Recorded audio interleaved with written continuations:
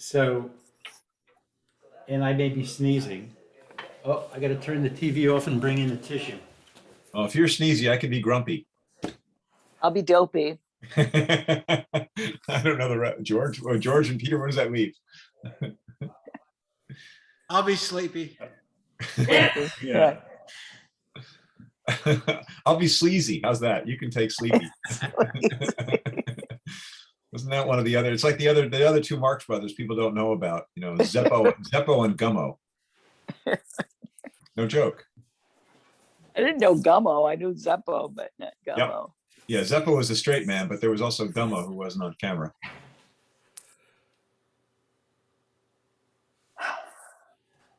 Lee, you're about to conduct? Yeah, and I just want to say, I do have a secret word, and say the secret word, you win $5. Or Groucho, come on. Say the secret word, and you win $50. You don't Swordfish. So Oh, it is swordfish if he's referring to the one I'm talking about, Groucho. I don't know. Let's go into some. Let's take 30 seconds of stillness to breathe the way that gets you into your stillness. Meditative state of sorts.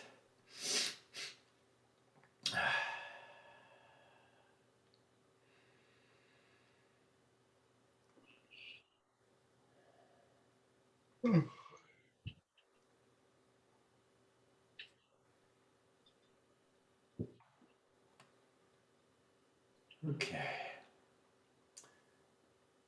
So,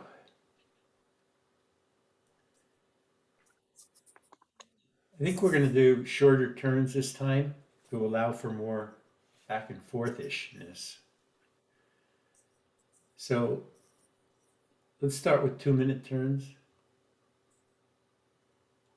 We're not doing any of the speaking circle protocol of camera looking. So it's just a regular old Zoom meeting.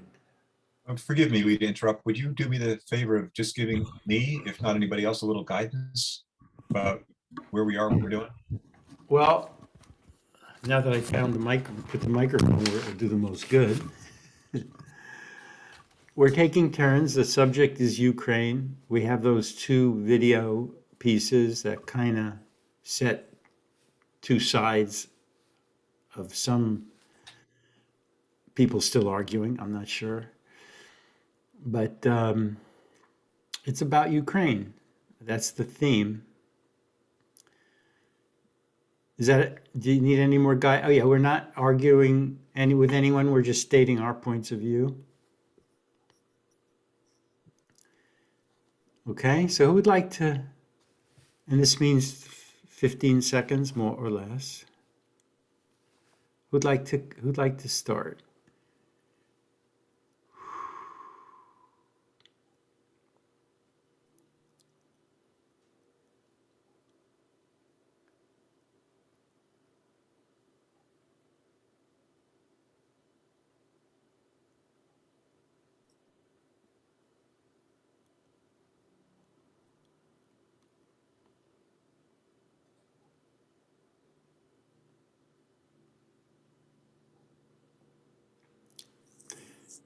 Peter, can I call on you? Yes, absolutely. 2 minutes with Peter, starting with a breath, starting now. Okay. Oh, a breath first.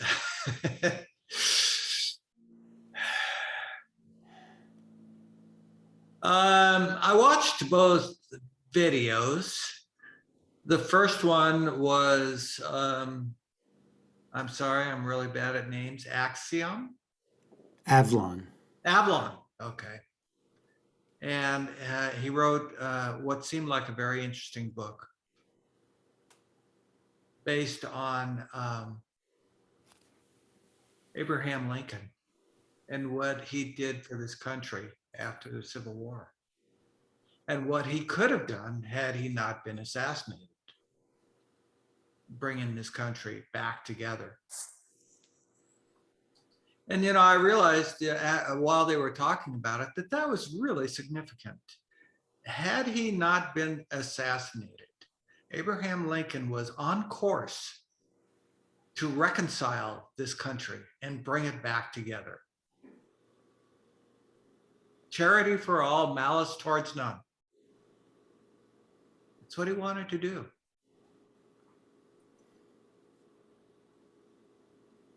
But instead, we got, I don't know, a 75-year period of just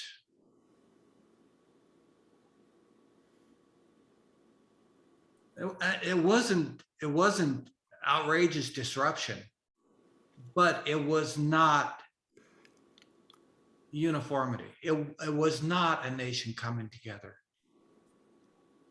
There was still a struggle, and there has been a struggle since then. Anyway, I found it very interesting that that perspective. And then the other video, which was Tucker Carlson. I'm sorry, I don't mean to laugh when I say his name. Just unbelievable beliefs? No, I don't think they're beliefs. I honestly don't feel that he believes everything that he says. Do you see my finger? Yeah, no, I don't. I do now, but let me finish this. And what struck me the most in his video was that he declared Ukraine a dictatorship. It was not a democracy. And Zelensky is a dictator. You know, where and why he does this,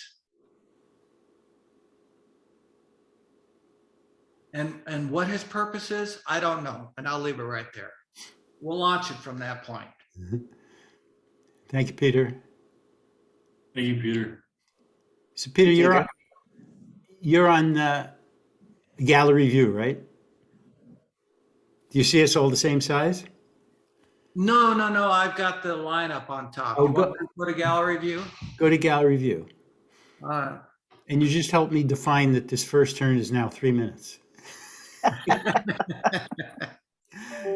Sarah, may I call on you? Yeah, you can. 3 minutes with Sarah, starting with the press, starting now.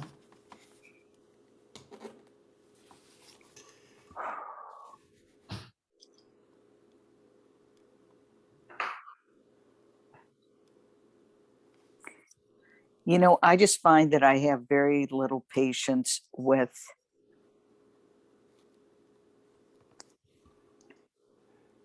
the way this warmongering thing has been going on for decades, of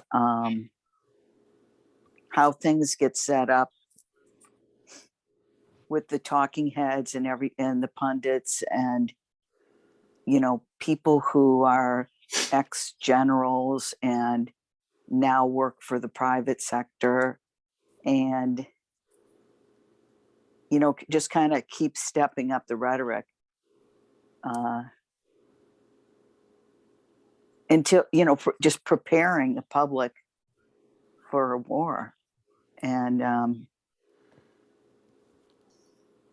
there's no question for me that invading a sovereign country is not an okay behavior, and definitely deserves a response. But I just find that nobody on the world stage that I see much of has any kind of moral authority upon which to stand, because we've done this countless times in countless countries. And it's never been okay behavior. It's always wrong. But, I just feel like, again, there's this higher order of who pulls strings and who manipulates what. And it's, the military industrial complex, and it has been for a long time. And And you know, I just hope that everybody is able to see with clear vision and respond, but see with clear vision that it's not just us against them. It's not just a, you know, this is the new Hitler. It's not just the everything that we get talked into. This simplified version of good guy, bad guy. That we start to see that war on this planet is what's traumatized a whole populace for countless years.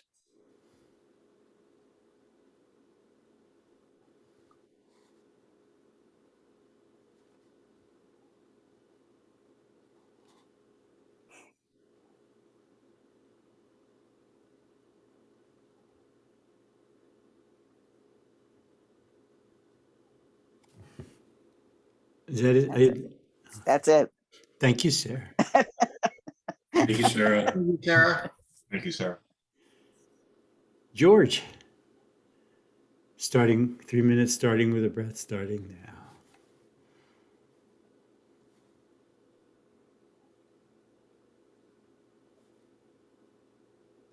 Good to be here, guys.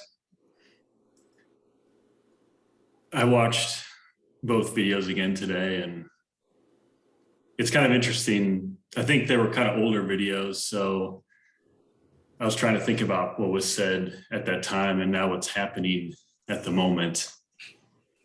And I watched Tucker Carlson a decent amount. I actually watched the show tonight a little bit. And I think it's interesting how his tone has changed. And I think, and I guess, you know, tonight he was very sympathetic, and, you know, he was talking about how terrible the invasion has been, but a lot of the same topics he's always brought up continues to bring up, which is how far do we take this? And that's a question that I've thought about a lot. And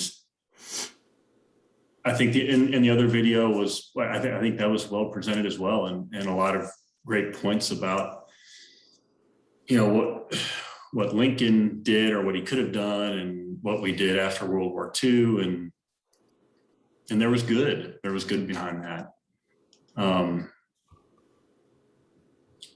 But if the argument is just to preserve democracy, I mean, we could list off probably dozens of situations we could be involved in right now. I mean, you know, look at Afghanistan, where we just left. I mean, we could go back in there and try to fix that up. But I think the question I'm still thinking about is how far does this go? You know, how much, I mean, our country's $30 trillion, you know, approaching $30 trillion in debt.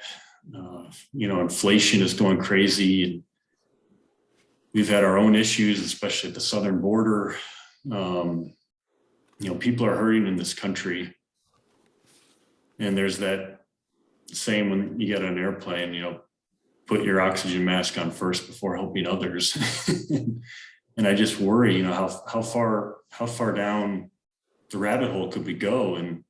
But at the same time, you have to, I mean, I feel terrible for, you know, what's happening in Ukraine. And I think we do need to take some measures, but I just question how far do we need to go? And yeah, I mean, I don't know if I'm ready for another war, the country's ready for another war. I hope it doesn't get there. So thanks, guys.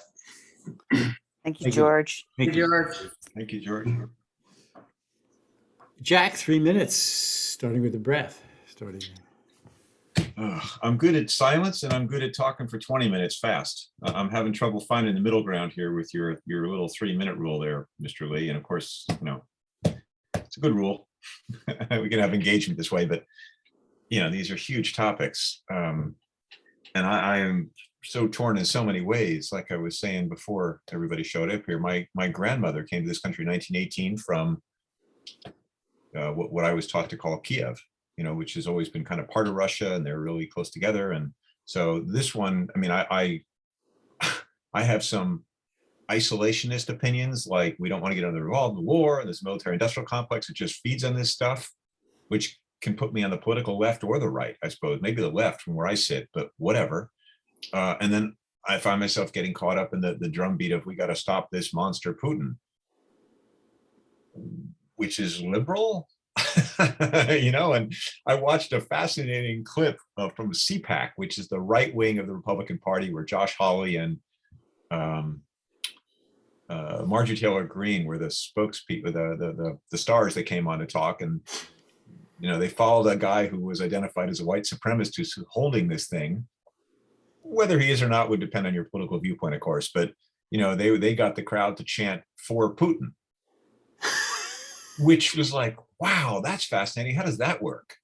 And yeah, it just, and that's fractured the Republican Party. It's not like all Republicans are for or against. It's torn. I mean, Mitt Romney came out and, kind of the lone man there saying, which is the old world view, which I don't fully agree with either, which is we have to go to war and defend democracy across the world and be the world's policeman. Well, that hasn't worked out well in a lot of ways. But this one hits closer to home for me because it's Ukraine, and I can relate to those people, and they're white. So they look like me, and they're from Europe, where my ancestors came from, Germany and Russia, Ukraine area. And Germany just upped its military budget after, having this collective guilt about what they did in a couple little skirmishes in the past. So they cut their military budget, and now they boosted it again. So, discuss. And I'm really curious now to see what Tucker said, because he was just, why should I hate Putin? And he's an entertainer. He's going to say stuff to kind of razz everybody. I think of like Joy Reid, who I don't like watching. She's liberal like I am, but she'll say stuff, and I'm like, who the hell are you convincing? And you're over the top, and everything's through the racial prism. Oh, that's right, you're a black woman. That would have that effect. So I get that, but it's a little bit much for me. I like to try to reach to the middle and find the commonalities among people rather than just focus on the differences. Although I got a big piece of that in me too, where I'm right and he's wrong and I'm going to prove it. And, how's that working for you, Jack? You get everybody going to get my friend Philip Christie, a childhood conservative friend of mine, to agree that I'm right? Ever? No. Can he change my mind? No, not ever. So, and yet I'm going to keep trying, or maybe I won't. So in conclusion, I'm concluded. Thank you, Jack. Thank you, Jack. Thanks, Jack. Wow. Thank you all for actually getting here.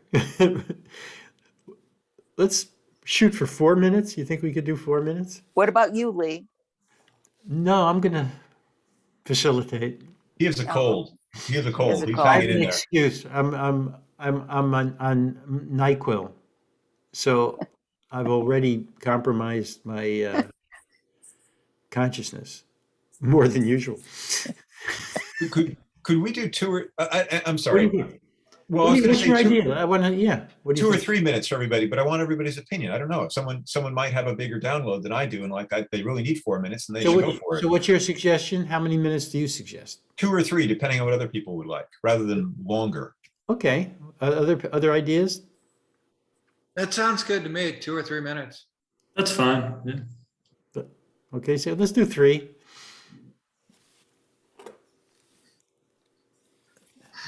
Peter, 3 minutes, starting with a breath, starting now.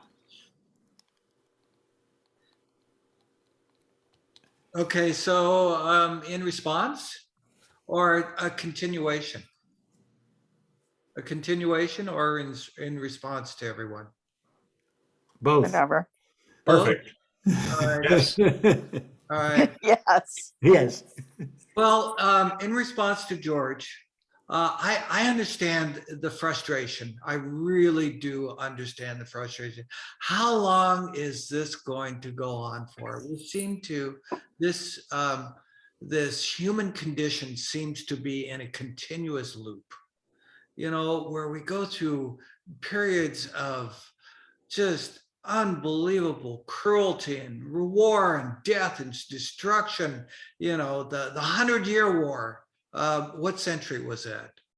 Was that the 16th century? You know, between France and England, you know, and just why do we keep cycling ourselves over and over again? World War I, World War II, and now we're on the brink of, you know, what people are calling World War III. Why do we cycle ourselves like this?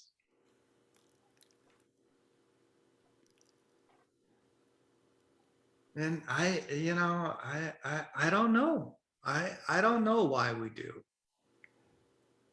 I don't know what is in our condition that says we have to do this.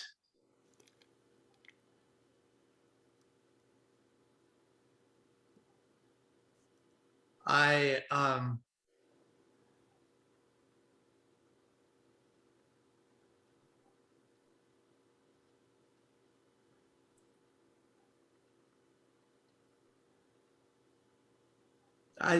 I'm going to leave it right there. I don't know. I'm in a quandary. That's it. Thank you, Peter. Thank you, Peter. Thank you, Peter. Thank you, Peter. Sarah, up to 3 minutes, starting with the breath, starting.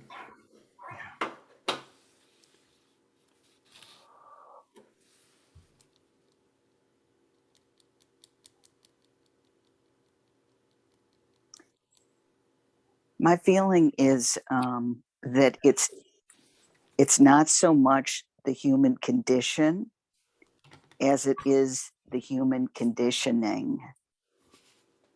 The conditioning that we've received as human beings for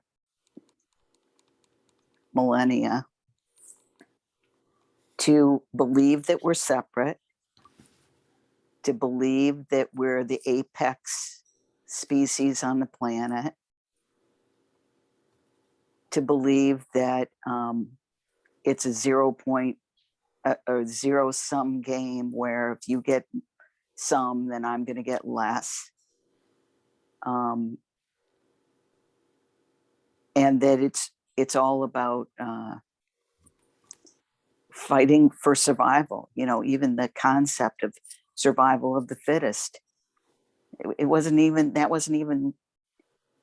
the original thinking by Darwin. You know, it was survival of the fit. You know, to be able and capable of surviving because just of competence in a species, not competitive competence, but competence. So I feel like we've been conditioned for war. We've been conditioned for this whole thing. It is not, I don't feel like it's a natural phenomenon or part of being the species. I feel like we've been programmed deeply for generations, and that, you know, our parents, in preparing us to be in this world, continue the conditioning. So we get conditioned by the people who love us the most and who are supposed to care for us. They prepare us for this world, and it just keeps going. And then my question is this idea of fighting for democracy. It's like we've collapsed free markets into democracy, and we pretend that they're the same thing, when democracy is a form of government and free markets are an economic structure. But we collapse them in, and then we go to war in defense of this high ideal of democracy, which is a high ideal. And what we really are doing is defending free markets,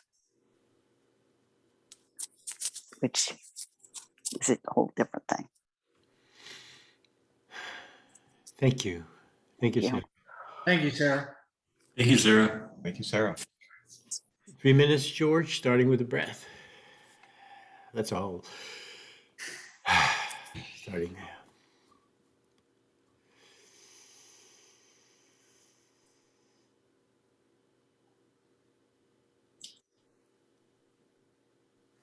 As I mentioned earlier, I did watch Tucker Carlson again tonight, so it's kind of top of my head. And one thing he did tonight is he praised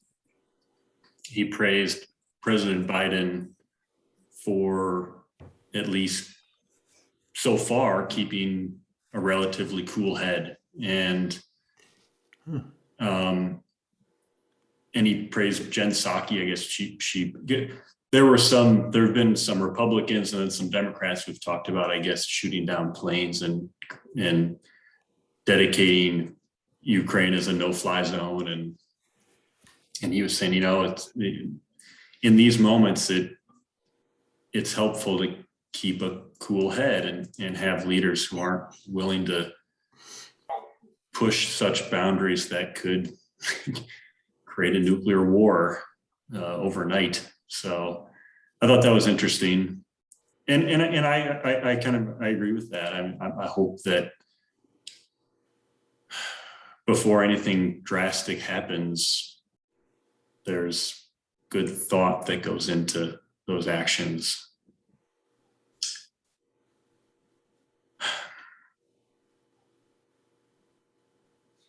I think, and the other thing that was brought up on the show that's kind of interesting, talks about how this happened and what we can do moving forward. And the one thing I've been thinking about a lot, and I was reading over the weekend, is really our energy policy. And, you know, is energy a driving force behind this conflict? And it might be. And I've always felt like, you know, it's very admirable for us to be more renewable, be more green. And I think, you know, specifically Western Europe is probably more green than we are. But at the same time, has that empowered Russia? I mean, you look at the numbers, and I think almost half of Western Europe's natural gas comes from Russia, and it's only been increasing. And I guess we're even importing a greater amount of natural gas from Russia as well. And is that a driving force behind this? Maybe it is. I mean, you know, if I were Putin, you know, I'm sitting there saying, hey, I've got some leverage here. You know, these guys are using a lot of my natural gas, and I'm going to flex my muscles while I can. So, you know, that was the question I was thinking, is do we need to start, while going green, also be conscious of being somewhat energy independent? So, yeah. Thanks, guys. Thank you, George. Thank you, George. 3 minutes with Jack starting. Let's all breathe. Starting now, Shay.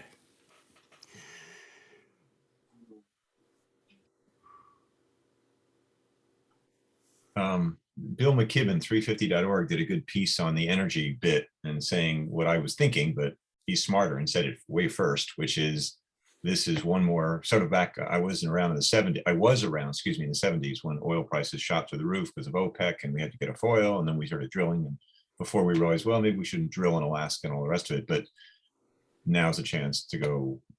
I mean, even more incentive to go more wind and solar. Those are the big renewables. And yeah, Russia's only economic power is their oil and gas. That's super huge. And yeah, for the first time I was thinking, gosh, I'm really curious to see what Biden's going to say to the nation. You know, his speechwriters are going nuts rewriting his speech because, you know, news from 2 days ago was old, worthless news compared to where we are now, and a day from now, and a day from now.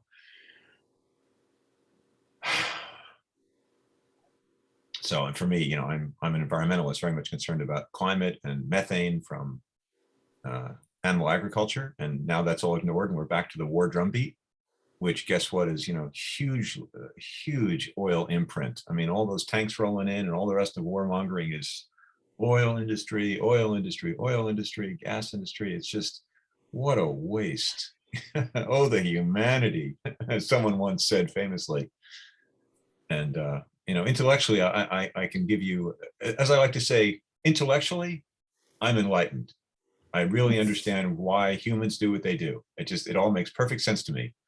Of course, if I actually believed those thoughts I have intellectually, I would be a different person. I would be at peace all day rather than like a lot of people, probably like most of humanity, going up and down all the time. Oh, I'm happy. Things are good. I feel love for my cat or my dog or whatever, or my girlfriend. And then I'm scared and war. And what about the next paycheck? And what about if prices go up? And which is, so I'm told, the illusion, that I think I'm a body and I think I'm finite. And if I die, I disappear forever. And I know better intellectually, which is worth something. It's something, it puts me on the path, as the teachers, my spiritual teachers would say, but I'm right there with the rest of humanity. And on that note, I keep thinking about being Jewish and from New York, when I would say, I'm not Jewish and I don't care, and I'm an American, I don't have that identity, and that all that negative victim stuff of the chosen people. Give me a break. We're just people like everyone else. They'd say, loving parents that they were, you tell that to Hitler when he comes back in with the tanks. Like, oh, thanks, Mom, Dad. That's sweet. So that's what's going on right now. It's so easy to be theoretical as we're in this wonderful place called America, this new country far from the shores of what's going on now. But, that's the amazing thing about TV and connectivity of the new age. We get to see this stuff going on in real time like never before. And, all this has taken place in 5 days? Wow.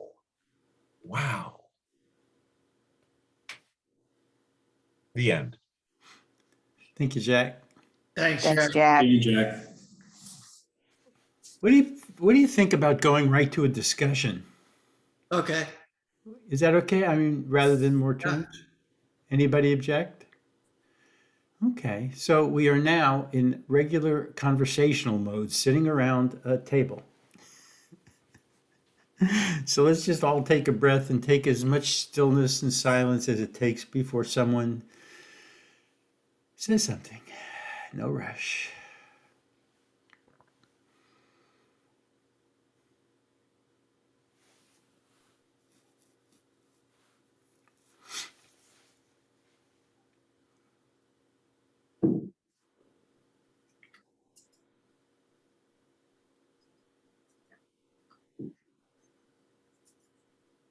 I've heard stories of Native American circles without a talking stick, where someone would say something and then there'd be like 5 minutes of silence. And the last 20 seconds of silence felt for me as a New Yorker like 5 minutes of silence. But it's nice. I'm the same way, Jack. It's the way the Quakers do it too. Is that right? There didn't seem to be much disagreement, contention. That's where you're wrong, Lee. Jack, what do you want? You, Let me Jack, you ignorant slut. Let me get my Twitter out so I can write some all caps. Jack, I like your background. That's so cool. Where'd you get that? Well, he's Jewish. Jewish background. Oh, you meant his background. Captain Ukraine. That is so cool. I've been consuming, I work from home today. I was just on the phone and I had a laptop dedicated. It was the newsroom and I just had it on constantly, jumping around. And I do want to watch some Fox News tonight to balance and see where they are. And I also understand that Fox News has quite from experience, what they do in the news during the day is different from what Tucker might do, or Sean Hannity, I guess, is the number 2 talking head there, who has his opinion pieces and kind of stirs the pot and, razzes it up. So I'm curious to see what's going to come out of there with the changing situation on the ground. I'm interested what George said, because I haven't watched Tucker today, and I will. I get that bit about that he changed his opinion, because I saw of course, the bit CNN, right, is playing, continue. Oopsie, sorry. Like, who's talking? That's right. The bit they were playing on Tucker, of course, to poke fun at him like they must do, was that he was, what do I have against, Russia? Why do I have to hate Russia? It's mandated by the liberal Dems and all that stuff. And then you say it's shifted now to like, wow, I'm encouraged to hear that he has some compassion for those folks rather than kind of the dispassionate, Thank God they're white. Well, I mean, I think, yeah, and watching Tucker, I mean, he's always, I think, felt like, I mean, I've never really seen him as being pro-Putin, but he's very anti-China. And he said that is our biggest threat by far. And especially tonight, it's, if nuclear war happens, it's not going to be against Russia. It's going to be against Russia and China. And that's probably our greatest threat. And I agree with that. I mean, I think, yeah, I mean, I'm who likes Putin, but I still do feel like, I mean, Russia's, that's a scary situation. So I never really agree. I mean, he says some things that are just, they don't come across well at all. But sometimes with, some of the points he makes, I think back, it's like, sometimes he got a point, and I think, especially tonight, hopefully cooler heads can prevail and, don't do anything that's going to, go crazy. So. You know what I found? I don't listen to Tucker at all. And I listen to him only because Lee told me to. And I do everything Lee tells me to. Good man. And it was what, a 15-minute tape or something. And I'm halfway through it and I'm going, damn, this dude talks fast. I'm picking up on the last thing he says, and I'm trying to process that and fact checked it and everything. And then he's on to another thing. And before I know it, I'm about 2 or 3 facts behind him. And, I'm sorry, but I don't trust him. He's just, the stuff that he comes out with is just outrageous, and it's not factual, and it's for effect only. And if you're going to be in a public forum and a speaker for the people, I mean, he's got a following of what, 3 million people? And if you're talking to 3 million people, don't you feel some responsibility towards being truthful and being factual? But he's hardly the only provocateur, which is what I'd call him, right? I mean, Howard Stern did it, from the liberals on a radio station. Exactly. So It's just more of that. It's not a forum of education. It's not a forum of knowledge. It's just a forum of entertainment, and that's all it is. Last thing I'll say, I want to let others speak, but Jon Stewart always pissed me off when he would do basically an hour of political rant and then say, but I'm not a politician, so you can't, I'm just an entertainer. It's like, no, John, no, fuck you. You can't have it both ways. You can't sit there and talk politics to millions of people who are consuming you as a news for politics and then say you're not political and say you're just a comic. That's really disingenuous. And I like Jon Stewart, but that foundationally, I really had issue with. And you're right, Jack. That's straddling the fence, isn't it? And it's not fair if you're a speaker in the public forum. It's really not fair. You have to stand there, let's harken back to Abraham Lincoln. When he stood up and spoke before the people, he spoke from the heart and everything he knew that was the truth. So that made him unusual even in his not time. an entertainer.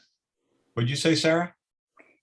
I just said, and I'm sorry to interrupt, I just said, and that made him novel probably even in his own time. Yes. Yeah. Yes. With great audience comes great responsibility. A week But ago, people don't necessarily take it. up to about a week ago, my biggest fear was Tucker Carlson was going to become the next president. Really? No more? No, and I think what happened this week defanged him and defanged Trump. You know what's fascinating about politics? No one on the entire planet of however 7.8 billion people with any confidence can predict who the next US president will be. I think it's Eric Adams, mayor of New York City. Okay.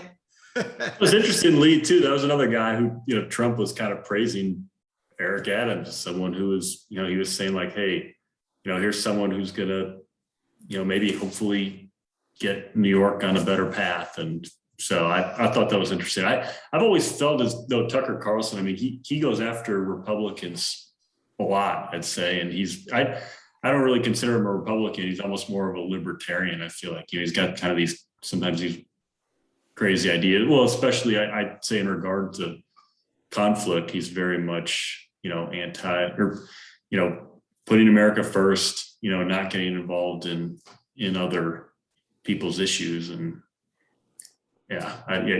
so I've always respected the fact that he does go after Republicans. I mean, he goes after Mitt Romney, he goes after Kinzinger and some of these, more, war hawk guys, just as much as he does Democrats. So, but I kind of, and I watch Rachel Maddow sometimes too. And part of me kind of likes, I don't want to say I like the entertainment, but I feel like maybe it's just part of where we are with, we get our news from such entertainment. And I think it's really my job. I just look at it, all right, I'll watch Tucker Carlson, I'll watch Rachel Maddow, I'll watch Jon Stewart, and I get these different perspectives. And, it's kind of my job to really figure out what's right and,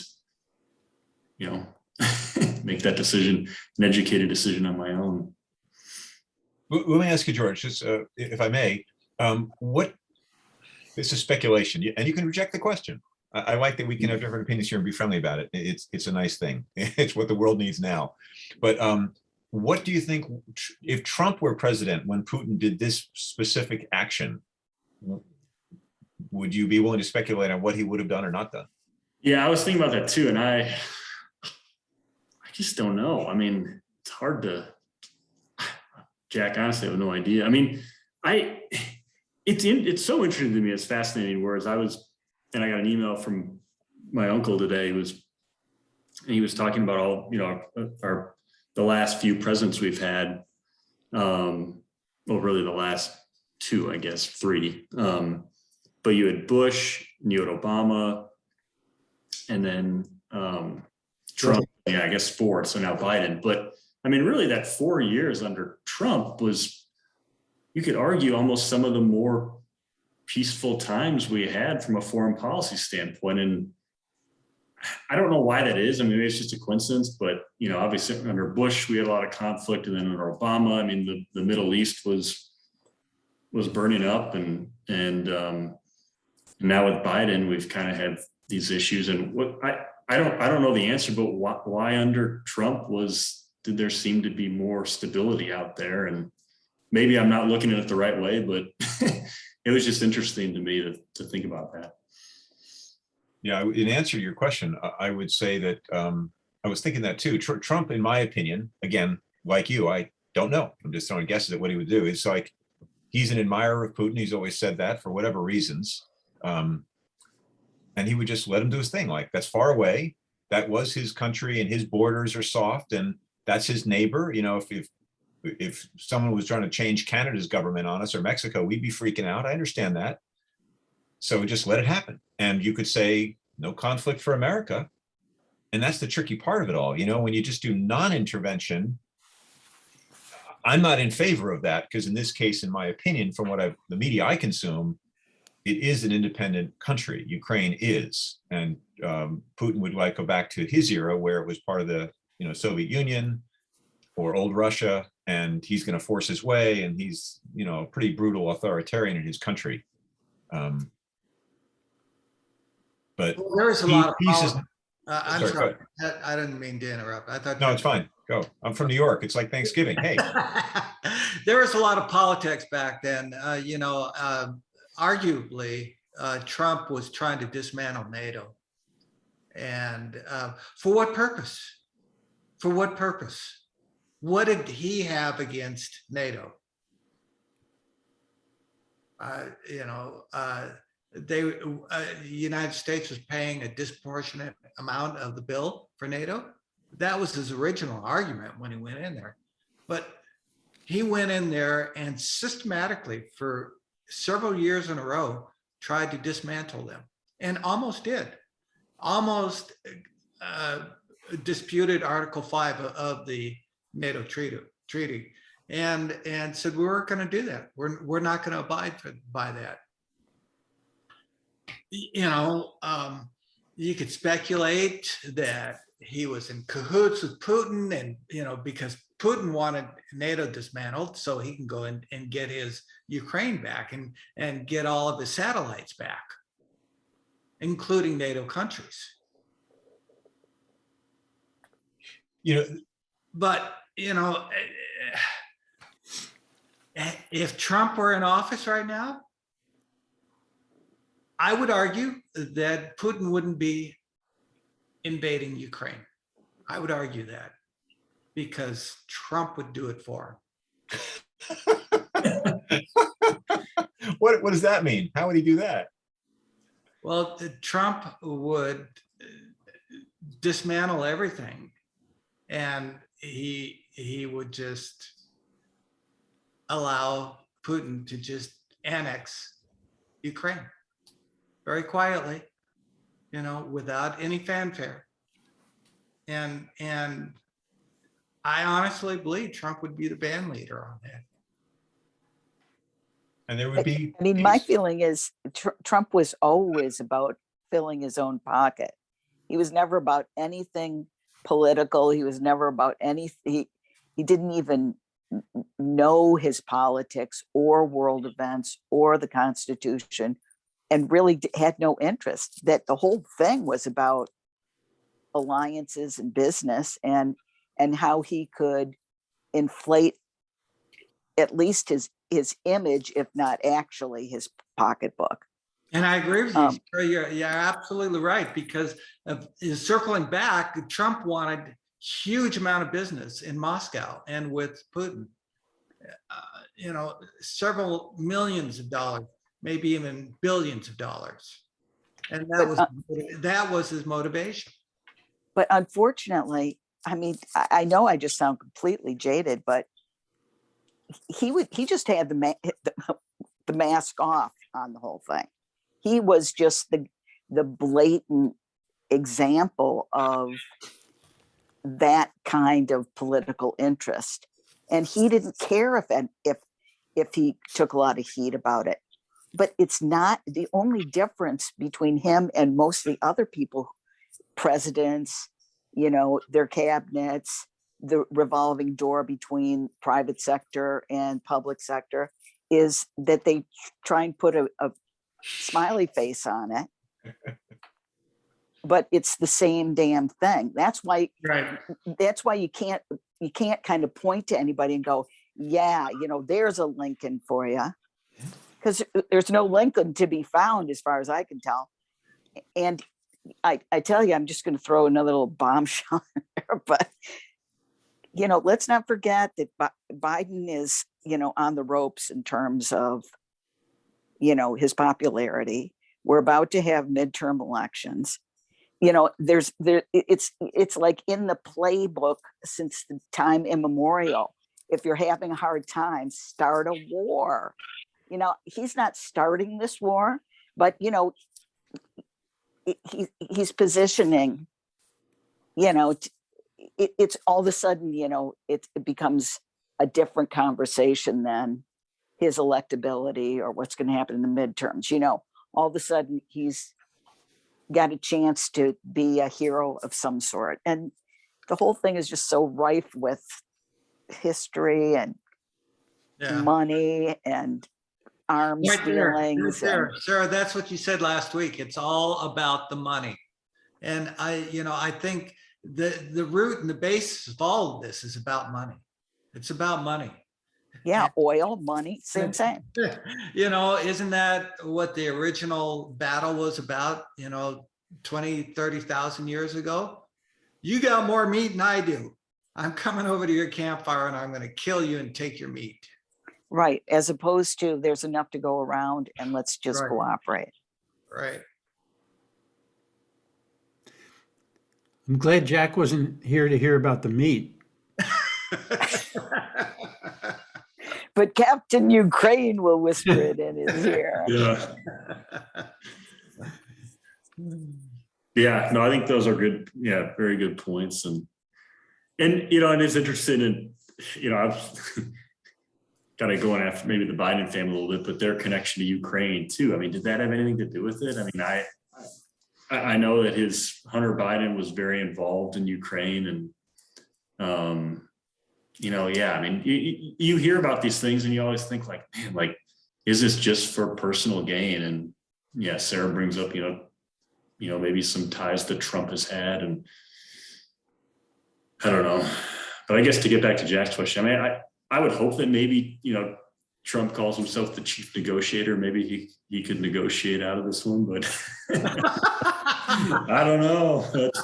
This would have been but I go back to the original thought. I mean, would Trump have put ourselves and Western Europe in an energy situation that would have led to this? And I mean, when I look at the numbers and see how much, natural gas is such a huge resource, especially, I think, when you turn on your light switch, it's, 60% or more than that comes from a fossil fuel. And so Russia's just getting more and more leverage on the energy position. So was some of the energy policy leading to this? And maybe, I don't know. I mean, it's only been what, a year, I don't know, but And what's your Ukraine sitting on? I mean, do they have a lot of oil? I don't know. But well, then I think that, a lot. I mean, that the tends argument to is he felt leverage to be able to do this now, because I think that the argument is, we could impose all these sanctions on Russia on their natural gas, but it's interesting. None of the Western European countries are willing to impose sanctions on Russia's natural gas because they dependent on it. They need it so badly. So now Putin, who says, "Oh, now I'm providing so much more natural gas, I've got leverage. They're not going to hurt me. I'm going to go in and take advantage of the situation." And maybe that was a part of the thought process, but who knows? I don't know why he didn't do it earlier, because I've just listened to so many different commentators, and they all agree he has badly miscalculated, meaning his own people are going to begin to feel the crush on this immediately. He didn't expect there to be such unified response from the world community at this point. China's sitting on the fence trying to play both ways, but they're not saying anything either way. But Europe's against, Japan's against, Switzerland, famous for being neutral, is not, right? And apparently the Russian troops didn't know where they were going. That's the commentary I've heard. So they're kind of like, what the hell do we got ourselves into? Their morale is going to be relatively low. Ukraine is going to fight to the death because it's their home. And then even if they occupy, every military person says you can't hold the city without taking huge casualties, because they've got all these buildings to fire shit down on you, and they're willing to die for it. So, okay, they take Ukraine in the next week and it gets bloody, which is going to get the international community even more pissed off. And then what? Install a puppet government, everything's happy and smooth again. It's a nightmare scenario for the guy, which is why they've been saying he's driven more by emotion and less by the cold calculation of his previous 4 successful wars.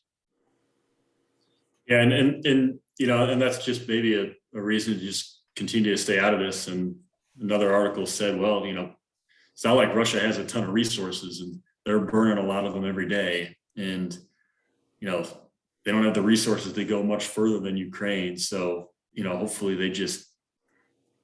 this can end as peacefully as possible. And hopefully they get to the point where it's like, we can't, Russia says, we can't afford to do this anymore.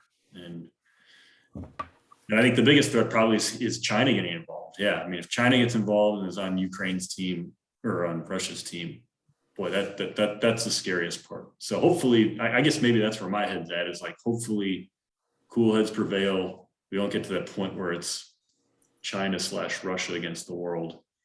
Has anybody else heard speculation? I have not, that China would be involved. I haven't heard that from speculation from any commentator I've heard today on a few different networks. That was not on the table. I've not heard that. I don't think they will. Right.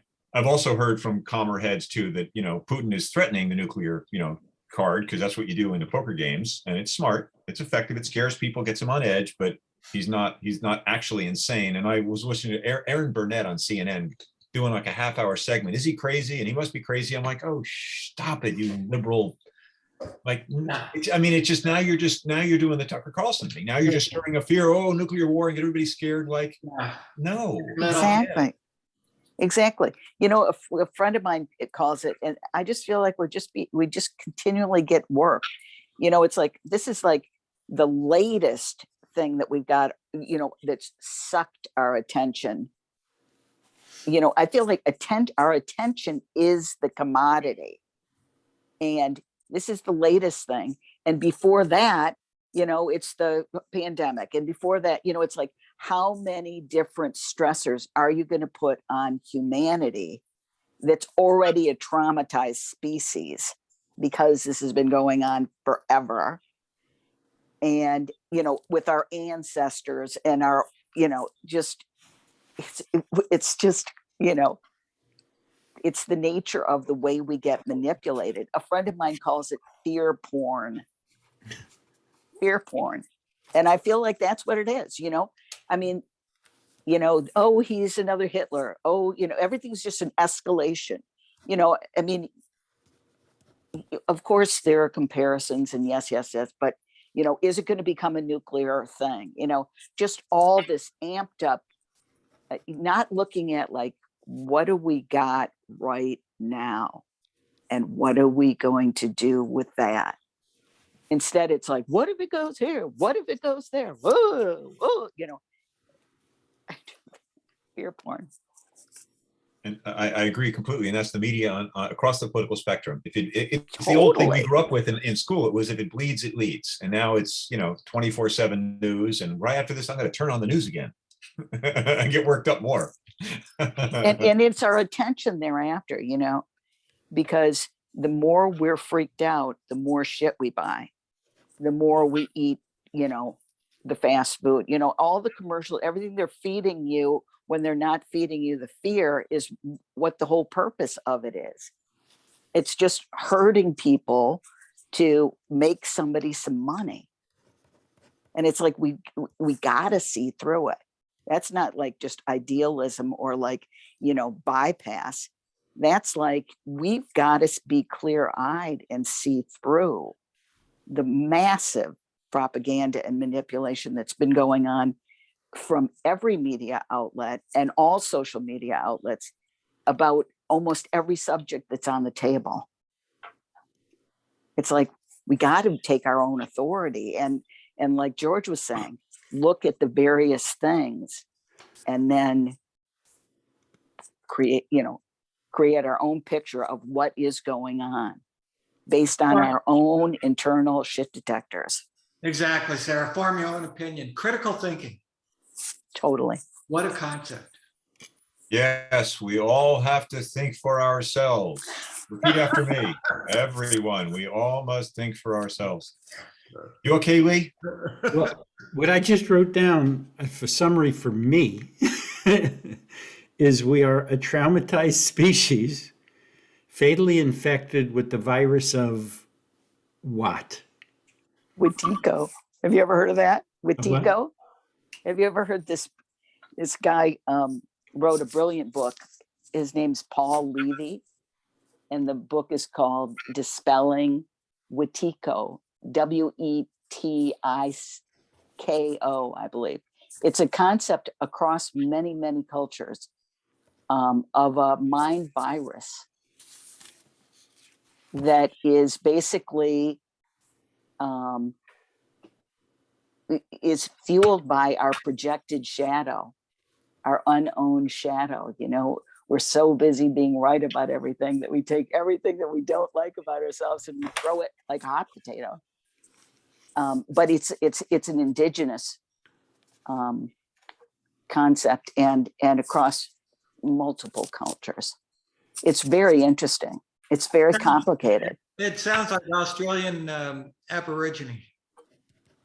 I mean, sure, I think they have a similar concept that, you know, different cultures call it different things, Right. but it's an ancient understanding. Yeah. With that in mind, I'm going to do something, because we're in this looser format here. I'm going to read something, if I may. To yourself? No, unfortunately, you're going to have to hear it too. It's the We'll just see his lips moving. it speaks directly to, it's the Rwandan prescription for depression. Rwandan prescription for depression.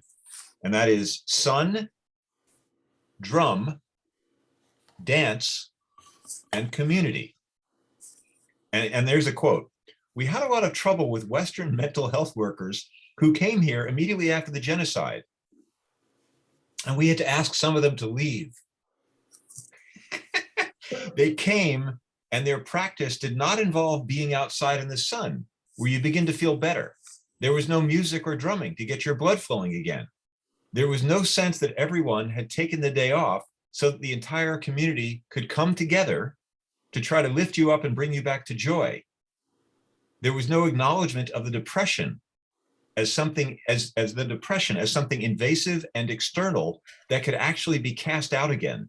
Instead, they take people one at a time into these dingy little rooms and have them sit around for an hour or so and talk about bad things that had happened to them. I'm almost done. It's almost done. I'll share this with you guys later. I'm almost done. We had to ask them to leave. And that was a Rwandan talking to a Western writer, Andrew Solomon, about his experience with Western mental health and depression. Is that just so sad? I mean, it's true. It's like we are so upside down. Yeah, and now inside the machine, as we are right now, we're not. I mean, this is great. It's Lee's got the best. He's got the best Zoom in town, but it's still fucking Zoom. Yeah, I but can't here's the actually thing. hug Here's the thing. anybody. I Here's can't the hug thing, you. though. Here's the thing, though. Technology is not what the problem is. Technology is a beautiful thing. If it's being directed like it is by Lee from the heart for the purpose of our connecting, because I wouldn't know any of you, and we are connecting through the heart, I can feel that. Then it's not the technology that's the problem. I mean, part of the way the technology has been used is we're not allowed to see anybody else because of the pandemic and everything else. You know, it can be used to be divisive, but the technology itself is beautiful. I mean, do you remember when you know, you couldn't have a real-time video? That didn't even exist. I think it's a tremendous thing, but it's all in the way that you use it. Yeah, it's Like true. guns.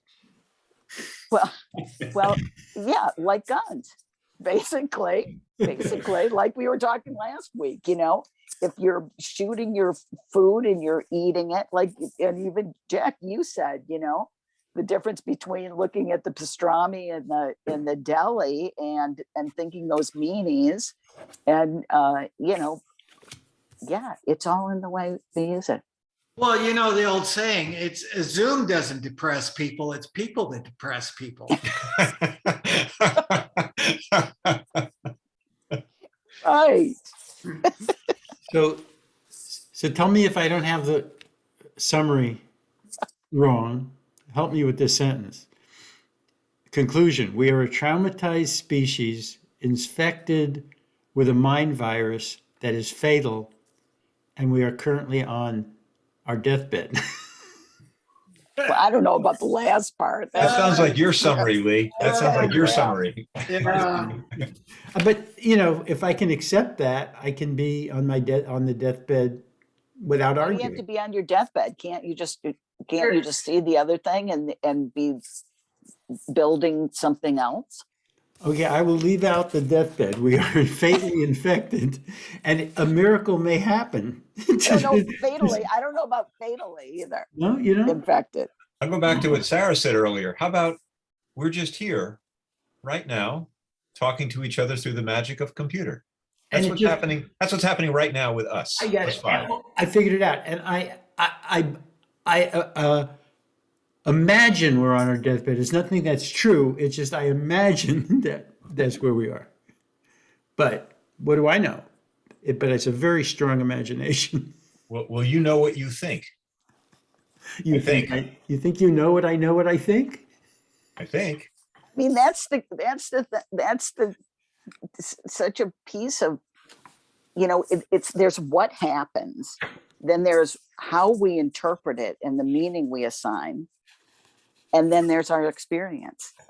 We are the interface between what happens and how we experience it. I'll go you one backwards.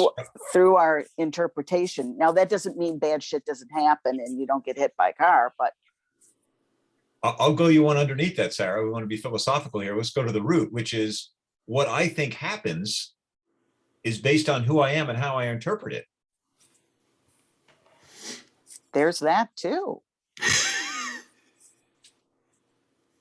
Well, meaning like if Tucker Carlson says something to five of us, we're going to have five slightly different or somewhat different reactions. Like, no, he said this. Like, well, no, he didn't mean it that way, because in my experience, when someone has that inflection, it means this.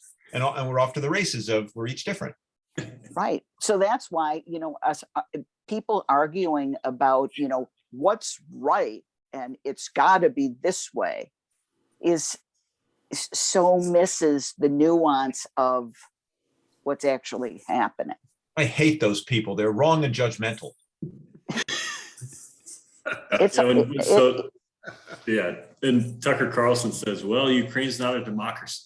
Yeah, well, what is a democracy? And so then you can have that whole debate, yeah. And how are we But doing one thing with all that? he's been going after too is Canada, and like, well, Canada's not a democracy. Look at what they're doing to their people, they're locking them down. Yeah, and look what we're doing to our people. Where's the First Amendment? Yeah, It's like, where is the ability to allow people to have a difference of opinion and still be an okay human being? exactly. As long as people aren't acting out on each other. Right. Yeah, protecting. Yeah. What if you tell people to go down to the Capitol and fight like hell? Yeah. Well, then you're inciting people. Yeah. And what about the people who go and do it? The whole thing is every kind of crazy. Consequences. Wow. William Barr wrote a piece in the Times today, a guest piece, and he said Trump did not meet the bar of inciting a riot. And I thought, wow, William Barr, you're really smart for a human pond scum. No offense to ponds, and I like ponds, so that's not really fair. And Scum's not bad either. no, Thank you. Scum never hurt anybody. Yeah, it never hurt anybody. It's Food just never hurt anybody. Scum never hurt anybody. right. And scum actually has like heart by comparison to William Barr. Well, but the question is, how far do you go? I mean, go fight for your rights. Oh, look what you've done. You've incited violence. I don't know. I mean, honestly, I don't know where the line is. And wait, I do. I want to ask you, George, as the resident, maybe more conservative-ish person here. Have you seen the footage of the conflict at the Capitol on January 6th? Have you seen it with? Yeah, I've seen some footage. Yeah. Okay. I mean, and was that? How would you describe that? Yeah, I feel like that was terrible. It was disgraceful, and I think the one thing that was frustrating for me though throughout kind of the whole period is we had pretty much a whole summer of violence, and we really let, I think, a lot of leaders kind of let it happen. And whether it was burning down the Minneapolis Police Department, or vandalizing property across the country. That's the one thing where I do kind of take issue with sometimes, is I did feel like that issue, which was completely wrong and terrible. The other violence seemed to, it was kind of like, oh, well, that's part of a movement. That's part of, Black Lives Matter. It's important. And, sometimes you have to, I mean, there are even politicians who said that, that's part of the movement. And I really wish that violent activity would have been addressed early on. And I think it led to violence on the right. And I mean, you saw it at, these counter protesters at these BLM protests. And yeah, I thought it was, to me, it was all terrible. It was all equally terrible. I guess. And I've attended 2 BLM protests, one in San Francisco, one in Marin County, pretty tame territory, both very peaceful. I completely agree that, kids of any age, any color, running through the streets, burning shit and throwing Molotov, whatever they're doing, burning up police buildings, violent, against the law, should be arrested. Yeah. However, neither involved the president of the United States saying, he didn't say go in and kill cops. He didn't say that. He said, go down there and fight like hell. And then we got to see on live TV them killing 5 police officers, 5 or 6, and injuring many, many others. And then for 3 hours doing nothing during that time, watching it and cheering them on, or at least not condemning it also. So I agree with you. I condemn all of it as well. But there are a lot of politicians now who won't say what happened. And that was politically directed violence, where they were actually trying to stop Congress from certifying an election, claiming it was, false and all that stuff. And without even getting into that, whether that's true or not, I don't think it's true at all. And there's no ever proof offered, but other side will say there is, and there is. That violence was politically motivated on Congress. So, the trouble with it's all violence. Yes, it is. But one was spurred on by the president of the United States. The other is a freewheeling movement for which people should be prosecuted. I agree. And I went to 2 BLM movements, which were completely peaceful and really sweet. But, there were thousands of them across the country. Yeah, no, and I let agree. Yeah, and I mean, my view is that I think some of the violence that happened over the summer in some of these cities, I would argue that was politically motivated too. And there were plenty of people on the left who it wasn't a president of the United States, but it was other people in a political party who were, I don't want to say cheering it on, but they were essentially saying this is just part of a movement. And the one thing I do take issue with sometimes is I think, it's like, well, it's just a laundromat, or just, because I had friends who were saying like, oh, it's just a Wendy's, like, but that's someone's business, that's someone's place of work, and it's violent. And yeah, and I feel like that should be treated the same as the Capitol building. I mean, it really is sacred. I mean, that's someone's livelihood, and so that's one thing that has bothered me, where it's like, all right, well, once you go to the Capitol, you're going too far. No, it's all bad. It's all terrible, and All violence. I think we all agree on that here. I don't think there's a. Since And Darren- let's not Go ahead, sir. let's not forget about in any kind of political movement, the degree to which insurgents are hired to go in and create violence to try and make, disparage a movement. That happens all the time and has historically. So, it winds up being one of these things where, it's hard to determine who started what. None of which is okay, which is why, but that is why all the people who really are dedicated to nonviolence are so dedicated to nonviolence, because they basically say as soon as you cave into that, you start losing credibility, you start losing followership, you stop building the momentum of whatever your point you're trying to make is. But there's been a lot, people are hired to go in and do that kind of thing too. Did you guys see the movie Gandhi from 1982 or something? Have you guys seen that? I got to get Who's this. that? What movie? Gandhi. Gandhi. Ben Kingsley, of course, a white Englishman, plays an Indian. Oh, Gandhi. Yeah. Gandhi, yeah. I saw it again recently. It's an amazing film. I mean, it just, because whenever I, get worked up with, the hero Zelensky who's going to give me ammunition, yay! And basically, it's a Rambo poster. I, the liberal, right? Peacenik is put up behind me. Right. I know I see the contradiction, and it's like, well, my real hero would be Mahatma Gandhi. Of course, he didn't have weapons to use. He was No. fighting the British Empire with, with the clothes on his back, and he had the courage to receive the blows, along with all his followers, who he tried to get to be peaceful and receive the blows, so that the world saw how horribly cruel it was. Just as now, the world is seeing what Putin is capable of doing. And, it was hopefully going to be just move in, take the country, and that's it. As there's a fight and it gets bloody, and then he's going to probably start bombing in the next week and killing a lot of civilians, it's going to be, the world will see, oh, this is what this guy is capable of. As the British Empire was, my whitey people, English speaking. So, we're all in the human mess, but yeah, it's really tricky. And then I have my own demons there. Like, well, which is it, Jack? Do you support Zelensky, who's saying pick up a shield and fight and kill? Lee, do you know how to take your little button on the side of your phone and just put the little switch? Well, I have an 8 o'clock appointment, so that's. Oh, that's an alarm. No, that was the person calling about it. Okay. But Okay. it's been canceled anyway. Don't you dare interrupt my meeting. Yeah.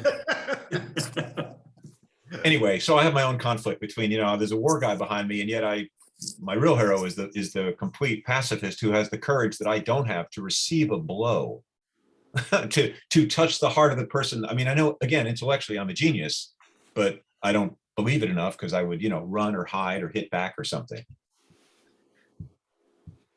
Jack, question to really anyone. It's been interesting to see the transformation or the change in the Republican Party of maybe being a more peaceful party. And I don't know, maybe you guys don't agree with this, but when I grew up, it was during the Iraq War, and obviously George Bush and all that. And even under the Trump administration, he was very vocal about, hey, we need to be bringing our troops home. I don't want to be sending troops overseas, and very anti-conflict. I don't know. Do you guys, I mean, that's always seemed to be almost more of a liberal position. And I don't know, do you guys see that or not so much? I can address it, but I'm talking a lot, so I want to give someone else a chance if Peter or Sarah would like to. I feel like it's isolationist, which, isn't always a bad policy. But so much violence against women and minorities, and the constitutional, the Supreme Court ruling that's been around since the 70s, that women have choice about what they do with their own bodies, when they're in talking with their doctors and figuring out what to do about a pregnancy. I just feel like the violence was turned on the domestic front, as opposed to international. But I think it was because I don't think Trump had any credibility in the international community, or he probably would have tried to use it. I don't want to stir a hornet's nest, so I don't mean this to be controversial at all. But I think, Sure. watch this. I'm sorry, guys. I can't resist. But I think, Jack, it's hold my beer. Listen to this. if only I drank beer, which would be even worse for you guys. But Sarah's going to take a hit there for me.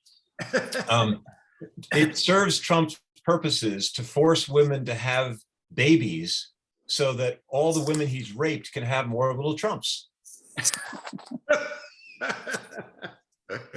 That sounds like something out of an R. Crumb magazine. Yeah, R. Crumb would have written that. totally.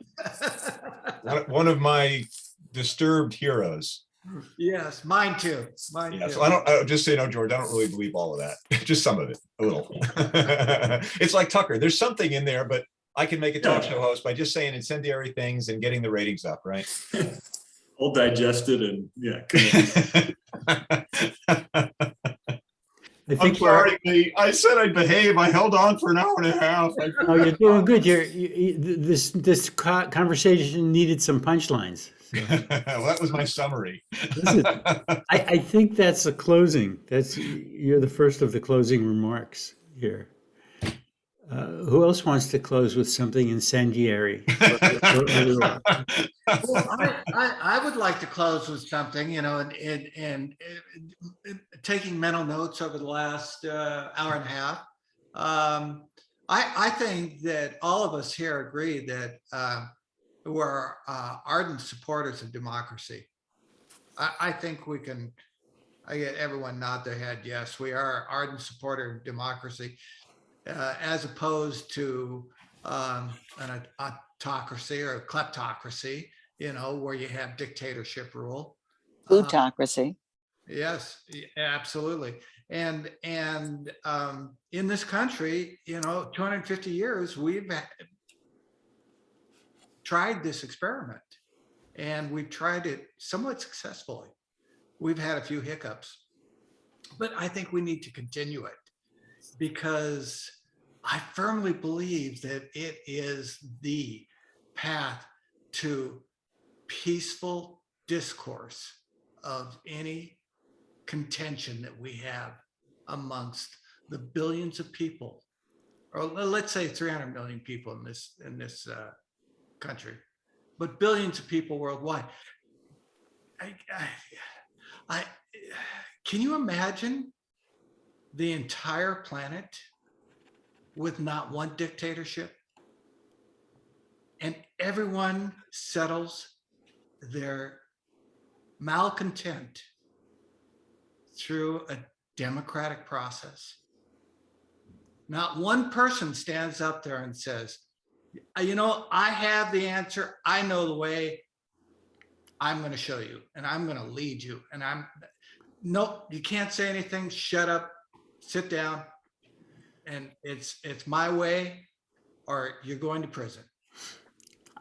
I think, That is what I think that's what we're striving to get away from, and striving towards a democratic Mhm. planet. Call me a dreamer.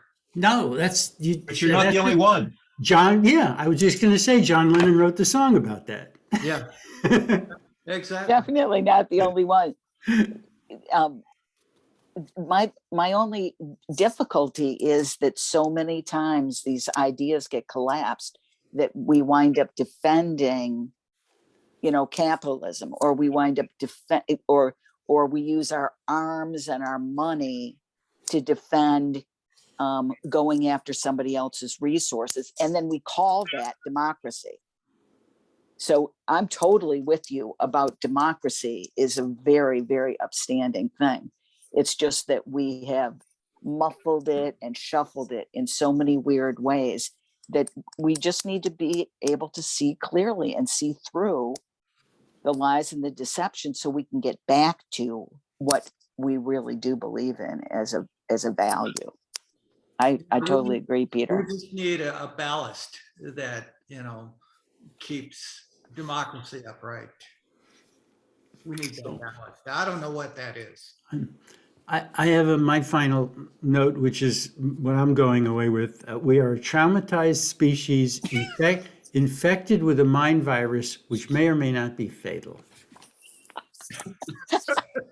Thank you. And thank you for, it all came down to that. I think this was an incredible conversation with hardly any disagreement. And that's what I missed, the disagreement. I think we disagree well enough. Well, no, well It's enough. just that we're doing it in a container that's a safe container where we Mhm. are being democratic. Small d, you mean?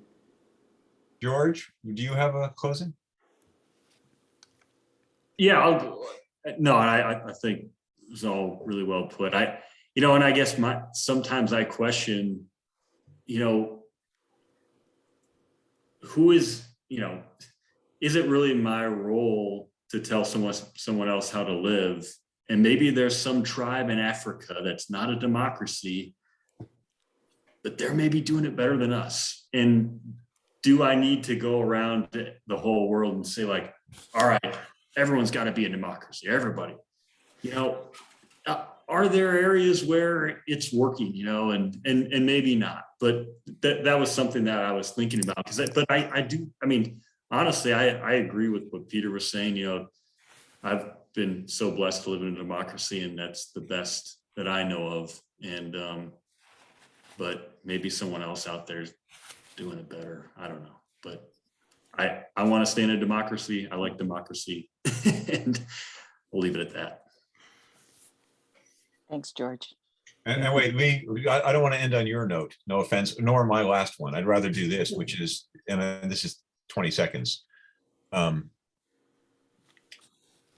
appreciate all of you.